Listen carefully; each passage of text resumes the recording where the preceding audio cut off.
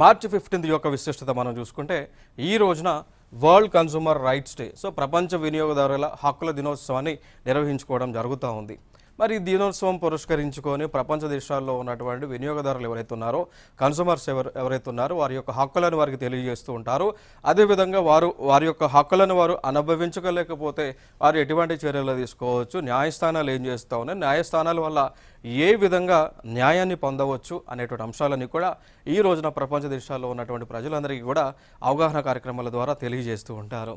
So దీనిని 1962లో America అధ్యక్షుడైనటువంటి John F Kennedy వీరు 1962లో speech ఇచ్చారు, ప్రసంగం చేశారు. ఆ ప్రసంగంలో ఈ యొక్క వరల్డ్ కన్స్యూమర్ రైట్స్ గురించి ఆయన మాట్లాడటం జరిగింది. కాబట్టి దాన్ని పురస్కరించుకొని మనము ఈ యొక్క మార్చి 15న వరల్డ్ కన్స్యూమర్ రైట్స్ డేని నిర్వహించుకోవడం జరిగింది.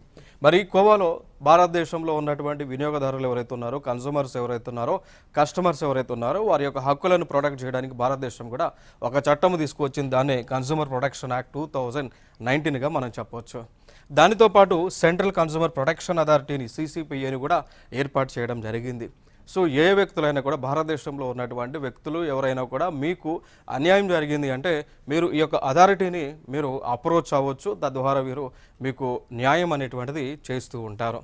ఇక దానితో పాటు దీనిలో మనకి హక్కులకు సంబంధించి, వినియోగదారుల హక్కులకు సంబంధించి ఒక 6 ప్రాథమిక హక్కులు ఉన్నాయి. ఒకటి భద్రత హక్కు అని అంటాం, సమాచార హక్కు, ఎంచుకునే హక్కు, వినికిడి హక్కు, పరిష్కారం పొందే హక్కు, వినియోగదారుల విద్య హక్కు అనేటువంటి ఒక 6 హక్కులను ఈ చట్టంలో పొందుపరచడం జరిగింది. దానిలో భాగంగా కూడా మనకు ఒక ట్యాగ్ లైన్తో జాగో గ్రాహక్ జాగో అనేటువంటి నినాదంతో కూడా ప్రభుత్వం మనందరికీ కూడా కన్స్యూమర్స్కి సంబంధించి వారి యొక్క హక్కులను తెలియజేస్తుంది.